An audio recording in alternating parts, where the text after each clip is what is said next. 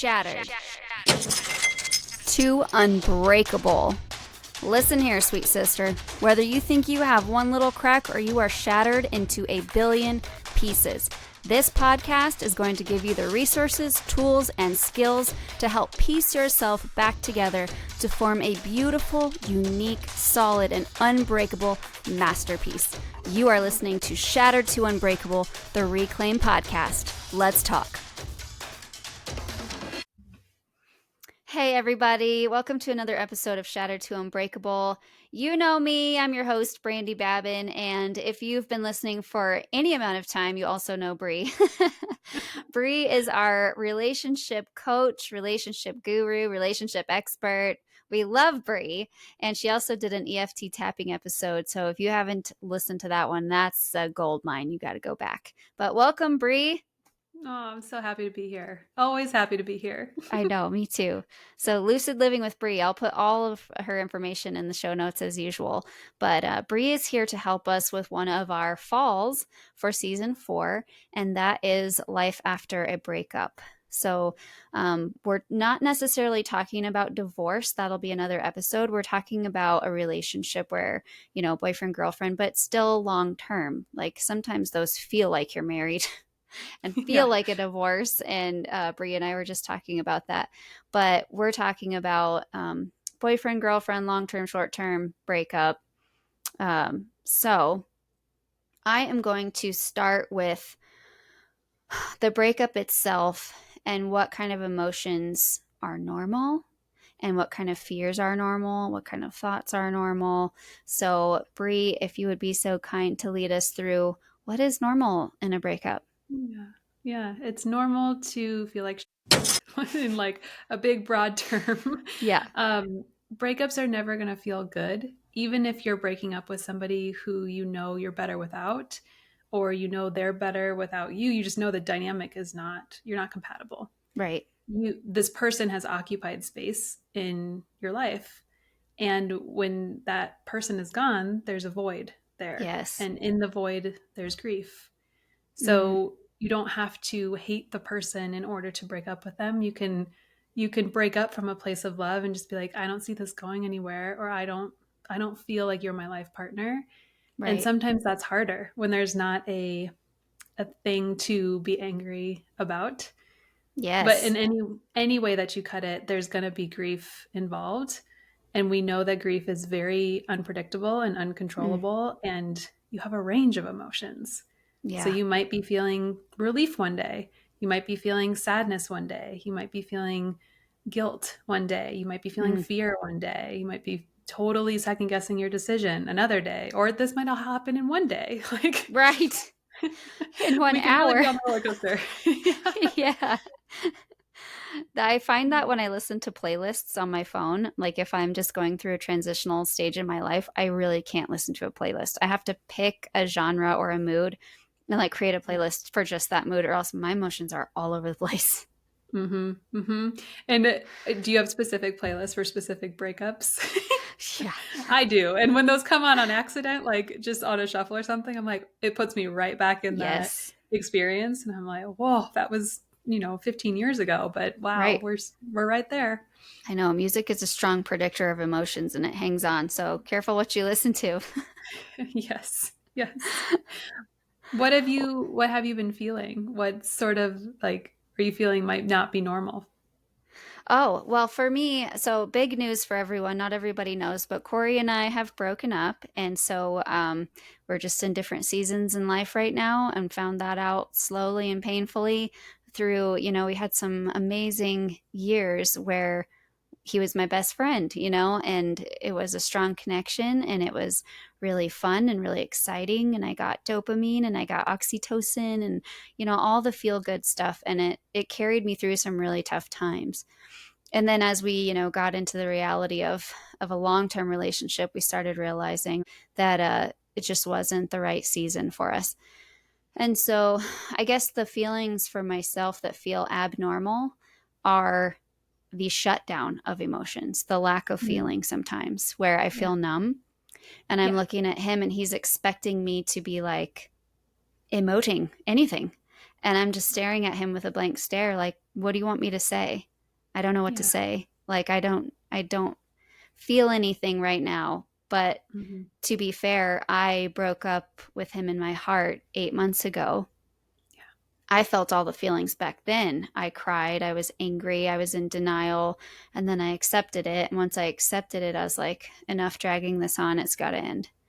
Yeah. And so my emotions happened a long time ago. And right now, my confusion, just personally, is why am I not feeling anything right now? Is it because I'm ready for the next phase of my life? Is it because I'm, you know, guarding or protecting myself for feeling Yeah. I'm scared of taking him back.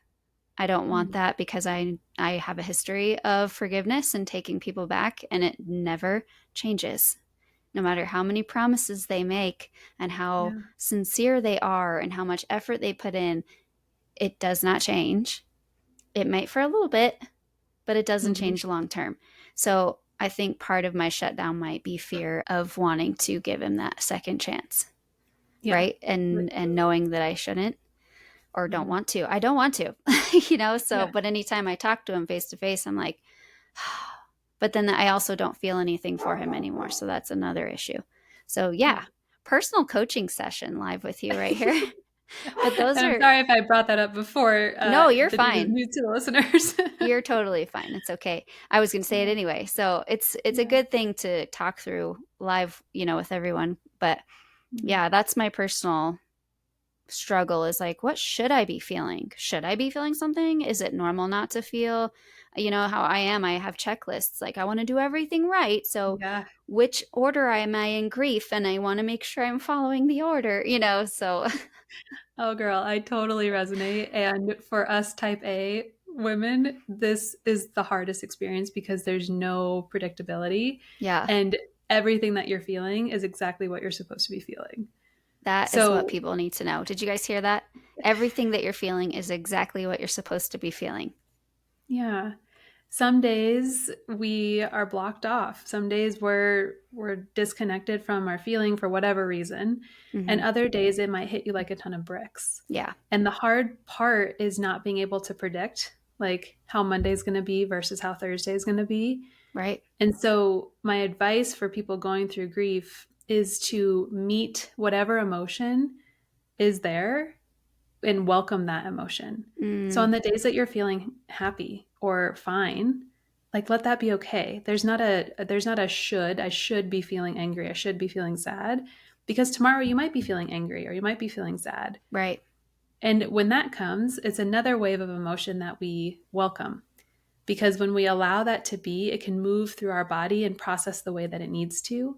And we're Hmm. not trying to like micromanage our grief healing, Yeah, which again is really hard to do when you're used to micromanaging things. that's And so I say true. that with love.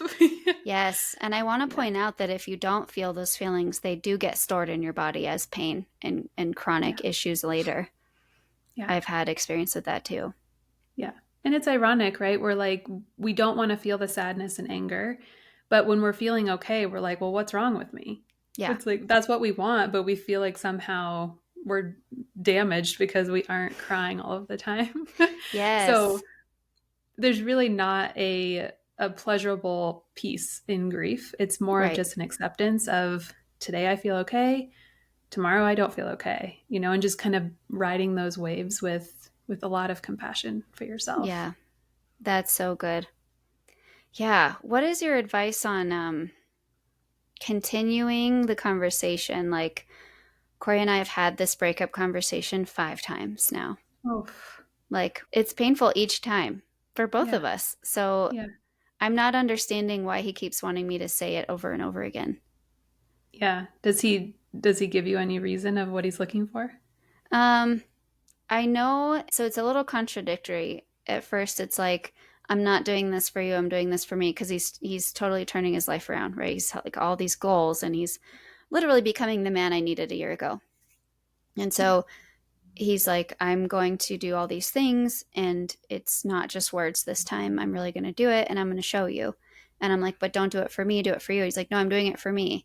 But then he'll tell me, like, but a year from now, could you see me differently? You know what I mean? So it's like, Mm, I don't know if what you're saying is just, and I told him today, like, well, what wouldn't you say if you thought there was a chance, you know? Yeah. You would say Yeah. anything. Yeah. So Yeah. I keep And having to say, like, there's not a future. It's not going to happen. Even though yeah. I don't know that. Like, I don't know that in my mind or my heart, but like, that's where I'm at now. Well, what you know right now is that this version of Brandy and Corey is no longer, Right. right? And there has to be a letting go of Mm-hmm. that, and in a space and period of time where you each are doing your own things before there can maybe even be another potential future Right. time. And you're right, you don't know how you're going to feel in the future. But what you know right now is that this iteration needs to end. Yeah. And for you, I would say, and for anybody in this position, where you keep having to have the conversation because the person is trying to show you that they're doing the things that you wanted or trying to convince you otherwise, Right. setting the boundary for both of you is really the kind thing to do, because Mm. that conversation is hurting both of you to hear it over and over again. Right. And it's like it's letting that wound sort of bleed out instead of helping it to, bandage it and let it start to heal. Yeah. Oh my So gosh. setting that Sorry. boundary of that's okay. Well, So the boundary coming in of, we've had this conversation 4 times and I'm not gonna do that again. I'm not yeah. gonna do this again. If you start to go down that road, I'm gonna hang up. Mm-hmm. If you need to cut contact for a while, that's another option. Yeah. Um, but really that's the kind thing to do for both of you so that you're not building more resentment towards him. Right. I'm feeling like it's almost like we both want to reach a point of getting angry with each other to make it easier, and I Yeah. don't want that Yeah. either.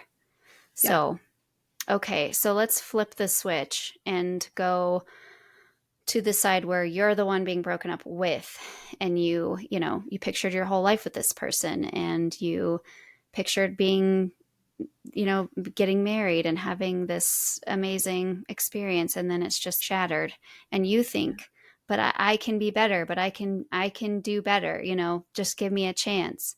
So if you're in that kind of mentality, what would you say? Yeah. I can empathize with both sides.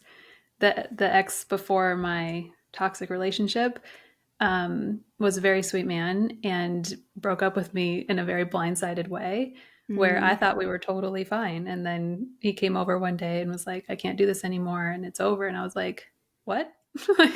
and and because there was such a stage of shock, like I literally went into shock and I couldn't absorb what was happening. yeah. So for me, the denial stage was pretty long in the Okay. grief stages. The bargaining stage was even longer because I was Mm, like, what can I do? What did I do? How can I fix this? Right. It was a lot of, he had already made up his mind probably months before. okay. Yeah. And that's hard when there's a big separation of time, like you had Right. mentioned before, where one person's already grieved or grieved a lot of it, and the Mm-hmm. other person just had the rug pulled out. Right. So there's some compassion there for, like, they're trying to find their footing of, this person was, in my house. I was in their bed yesterday and now I'm somewhere else. Mm-hmm. It's disorienting and dysregulating. So if that's happened to you and you're in that place of like, where do I even start? It's starting to regulate your nervous system, right? Going Mm, back to the tapping video that Brandy and I did, yes. giving some tools for your physical body because you're in a state of shock. So Mm, to be able to tend to the body before you even try to make sense of the emotions, before you try to do anything rationally, you right. have to regulate your system to a That point to makes be able sense. to have capacity of your brain. Yeah. Yeah. Because you do. I have been that person too, where it's just like, hold on a second, though. Yeah. Wait. Yeah. Yeah. Yes. And the range of emotions happens there too, right? You could be wanting to bargain with them to get them back one day, and you could be like, that, so I'm never talking to that person again. I hate Right. them the next day.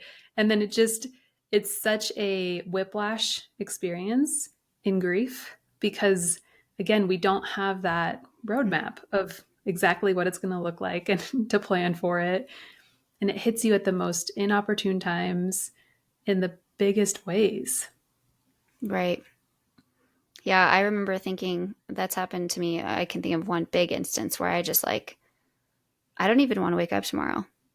Yeah. Like, I don't even want to go through a day without them. Like, this doesn't make any sense. And, Yeah. at that point was a young girl, and, the thoughts of my religion is like, I'm ruined now.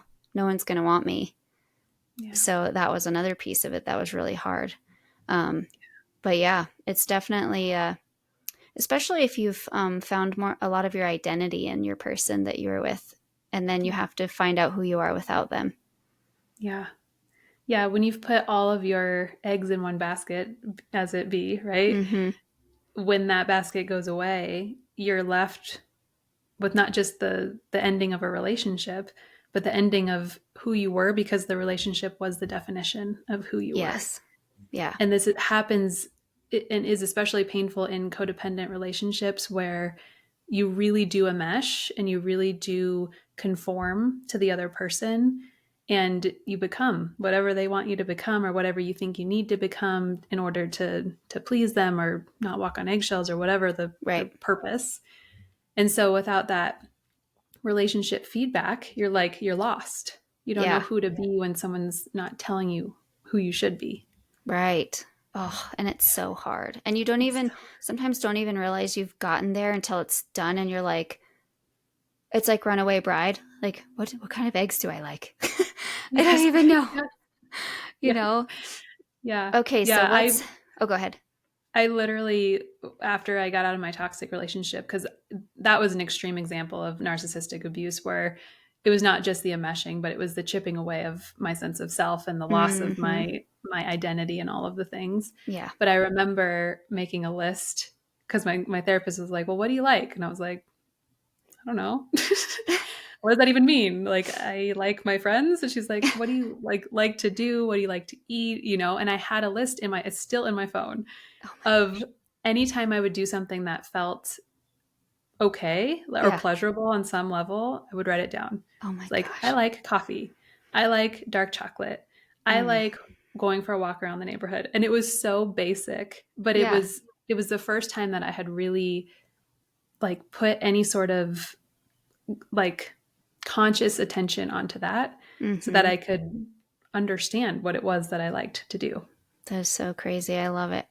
Yeah. So, because you have a podcast episode, which I recommend if you've just gone through a breakup or going through one, to go listen to Bre's podcast, because there are a couple of them on relationships that you should look at. But one of them is like it's four things to do, right? Mm-hmm. Through a breakup Yeah. process. But just give us like a light overview of what is a next step that someone can take when they feel frozen or numb, or like in either side of a breakup where they're just like, well, now what? Yeah. Yeah. The very first thing that I recommend, and this can be done when you're really still in that like dysregulated survival place because it's not processing, is Mhm. just to remove anything from your physical space that reminds you of them. Okay. So, pictures, anything with meaning. So, if you guys had a special blanket or a Yeah. special whatever, like if you can get rid of furniture, by all means. But if not, like sage your house, do whatever you need to Yes. do to like clean it and try to reclaim it. Okay. But walking through your house and seeing the things that remind you of them is going to spark that that sequence of memories, that sequence of feelings. Right. So to help yourself not get triggered more than you will, Yeah. clean your physical space. And that can Okay. also be cleaning out your phone, like your technology space Ooh, too. yeah.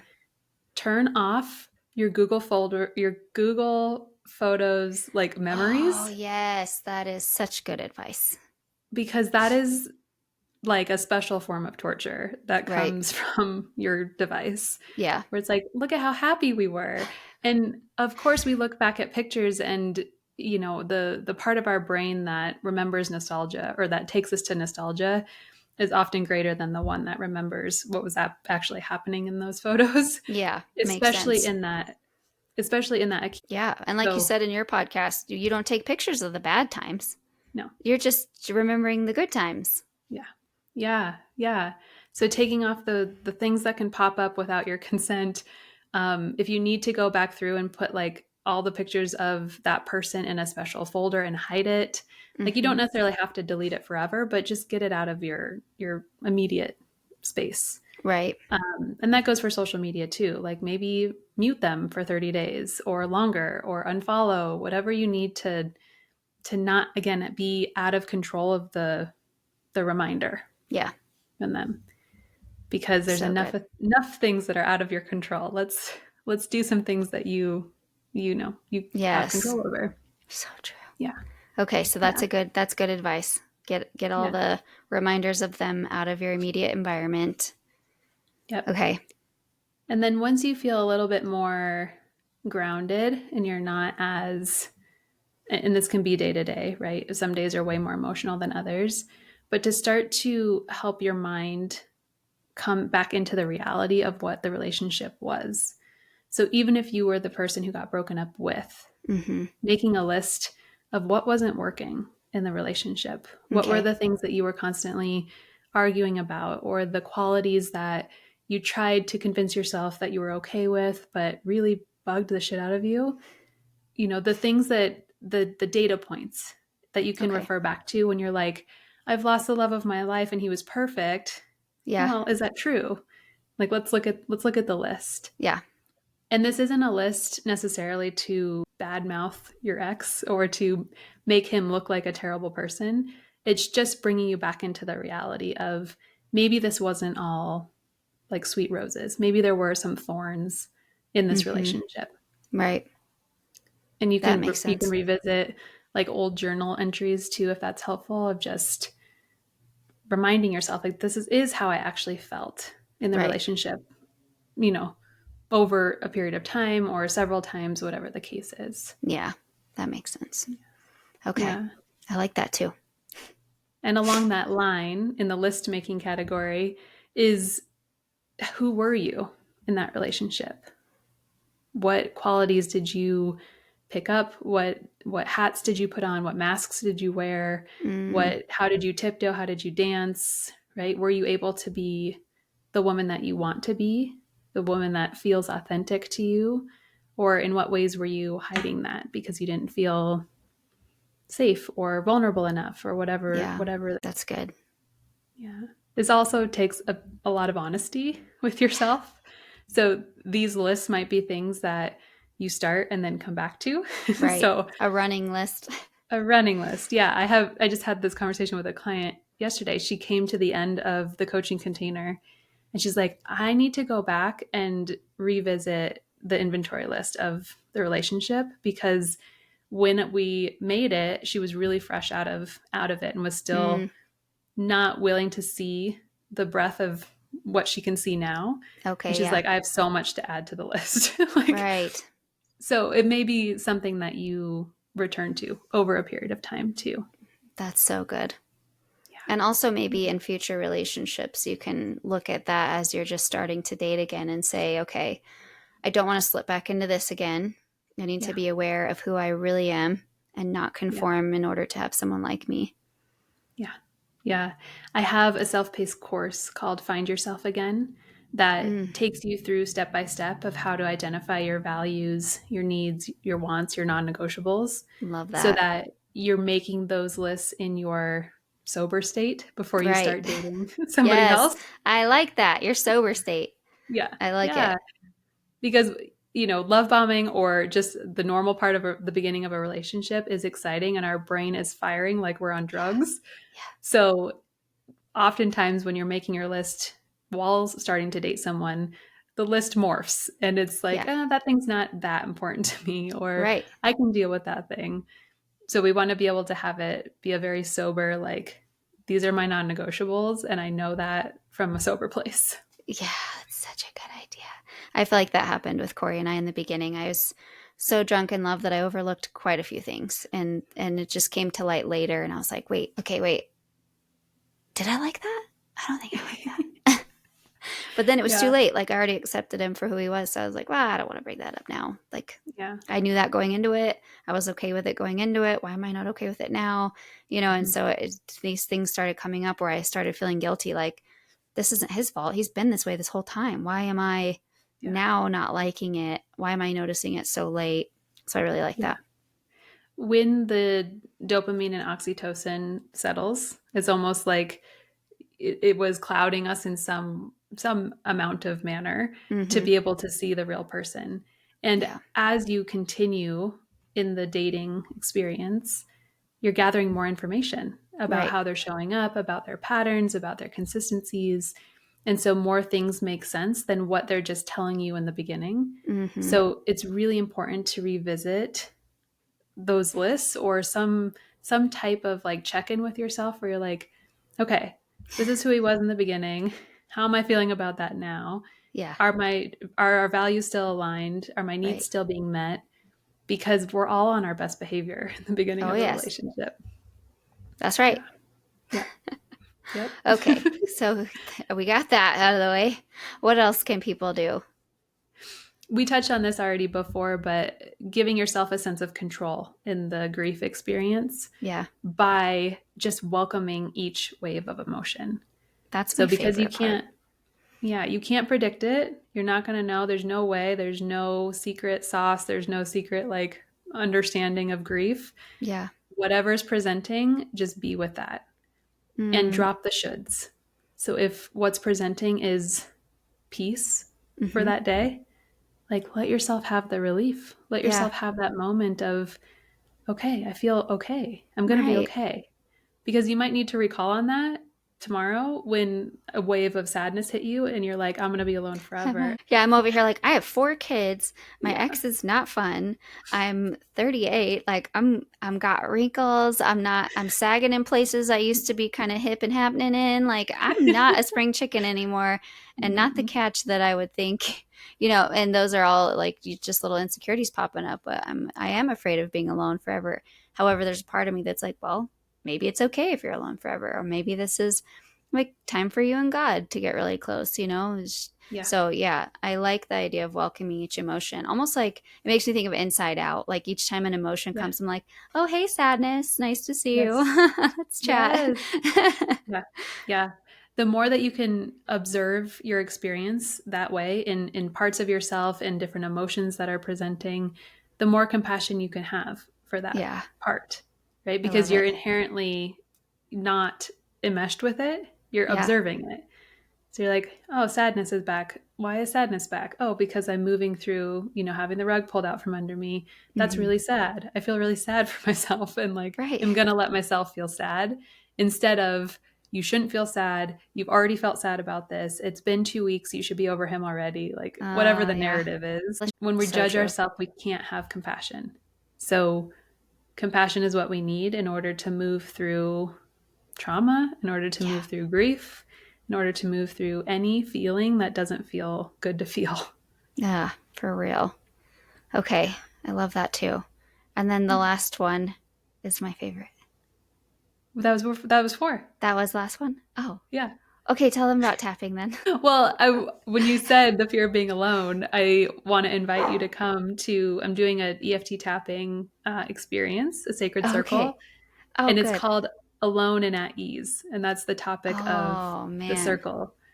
Is how can we start to name and move through some of those fears that come up when you are whatever age and don't believe that you're going to find another person, or Yeah, you just got out of a relationship and you're like, I'm never going to find the chemistry that I just had. right. There's a whole list of fears that Yeah. we have when we're single.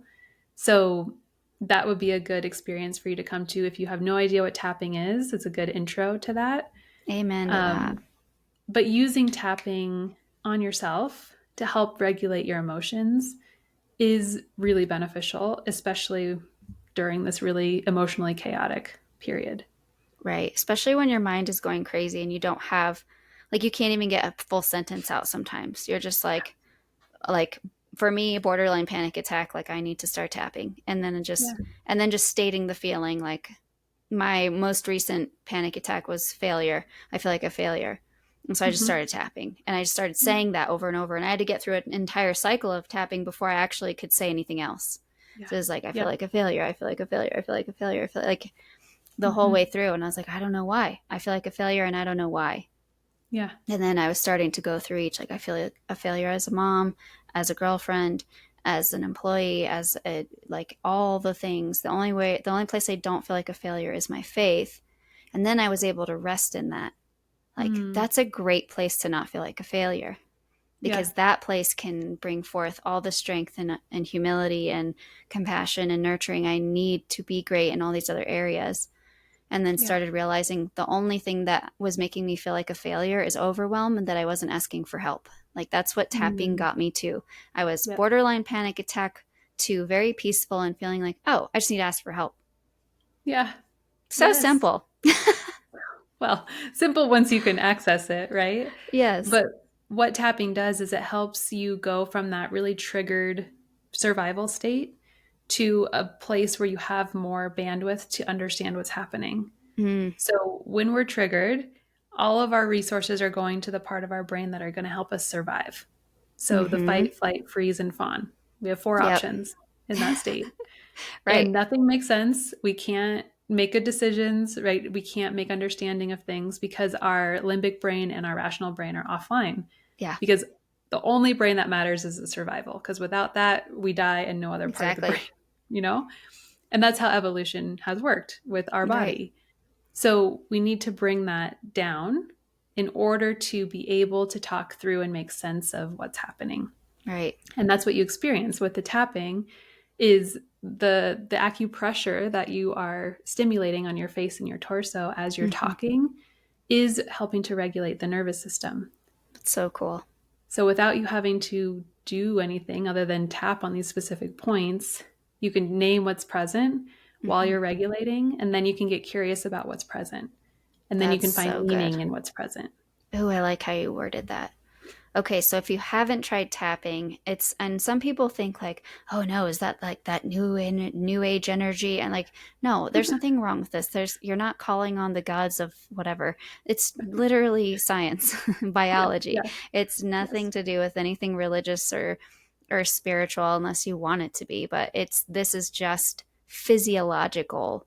It's how your body and brain work. So it's just being able to get your body to like she said calm down, like just come down a couple levels, like just Mm-hmm. yeah, it's just Yeah. an interruption. The way I see it is an interruption in your electricity through your body, I guess. Yeah, yeah. For those people who think it's woo woo or have some sort of like a resistance to somatic based things, because we weren't taught to use our body to help, Right. right? We were taught that our brain can control our body, and Yeah. that's not true. So, this is evidence based. They have actually hooked up the brain and watched the brain scan as people are tapping and Yeah. see a reduction in cortisol, which is the stress hormone. Right. So they can see the amygdala, be very lit up. That's their survival part of the brain, and they can see that start to diffuse as people are tapping. And the limbic brain pops in, and the hippocampus pops in, and the rational brain pops in, and it's like, okay, we're back into our adult self. Is kind of Yeah. how I describe it to my clients.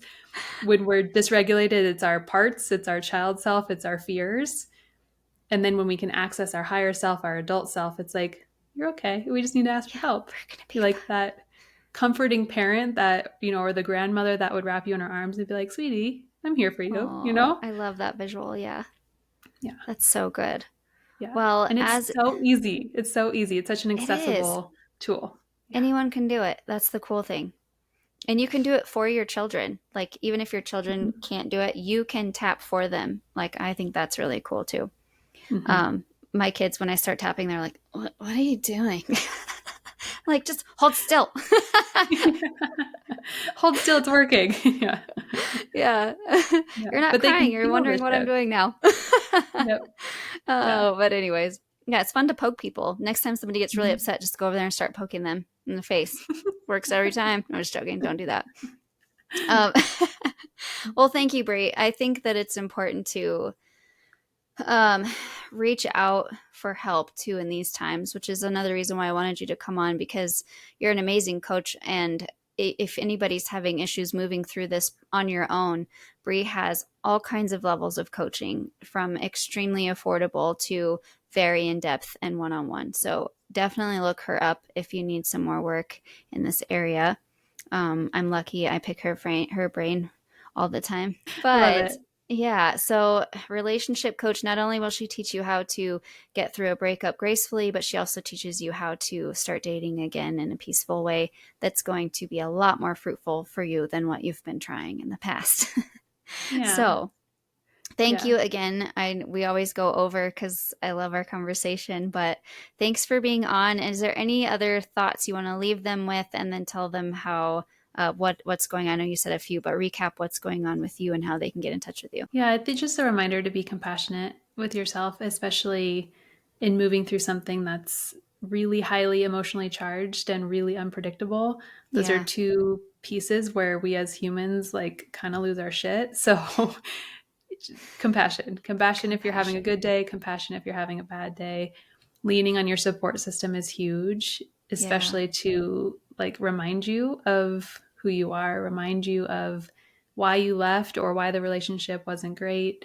um, People can see things in a different vantage point than you can, so being open to not having to do it alone is a yeah, big part of that. absolutely. I can say that telling the people closest to me that I was going to make the decision helped me actually make it, or else I might have just cowered again Yeah. and, you know, had him stay again. And I'm so glad that I told people. It held me accountable. Yeah. Um, Going back to having compassion for yourself, I'm seeing a lot of this let them on social media. It's like this big, Mm, like, if they want to do this, let them. If they want to do this, let them. My, I guess, addition to that is when you're having these emotions or feelings, let yourself, like, let you, like, think of that, like, okay, I need to let myself go through this or feel this or do yeah. this and not shame myself and just feel like you said, every single emotion you're feeling is exactly how you're supposed to be feeling at that moment. Let it happen, let process through it, and then it'll leave you faster. If you don't Yeah. let it go, it'll just keep repeating itself. Right. Right. And you can, like, we can't control the feelings that come, but we Mm-hmm. can control our reaction to the feelings. So, you having the tools to be able to regulate and make sense of and process and feel so that you're not going to an outlet like social media to badmouth your ex, right? We can do it in more appropriate and more mature ways than we can be with our anger, I guess, in more appropriate ways than spewing it places. Yeah. So getting the tools to be able to process yourself, getting yourself a good coach, a good therapist, really Mm-hmm. trusted close group of friends that you can be real with Yeah. will help you, like, save you from yourself if you have a tendency to be Right. more externally vocal about these types of things. Yes.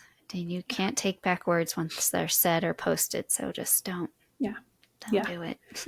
Yeah. And out of respect for the person, whether they were a person who hurt you or not, it's Mm-hmm. you showing up as the person that you want to be is Yes, is holding you in integrity with yourself. And that's absolutely. all that matters. That's a good point. That's a Yeah. huge point. I love that. Stay Yeah. you. Don't let it change you. Yes. Yes. Perfect. Yes. Well, thanks, Bre. And Lucid Yeah. Living with Bre or at Yeah. Brewolta.com. brewolta.com. Mm-hmm. Okay. Lucid Living with Bree on Instagram, TikTok, Facebook, but mostly on Instagram.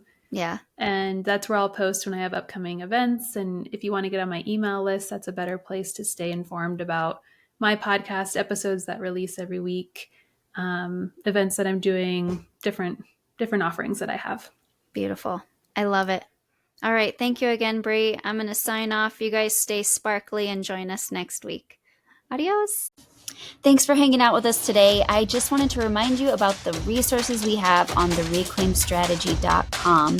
That is Reclaim University with free downloads. It's the Reclaim Guidebook, access to Kintsugi classes and events. So go ahead and take a look. Also, please share this podcast with anybody that you think might need to hear these messages. And if you haven't already and you think we deserve it, give us a 5-star rating. That just helps our reach. So I love you guys. Stay sparkly, and we will see you next week.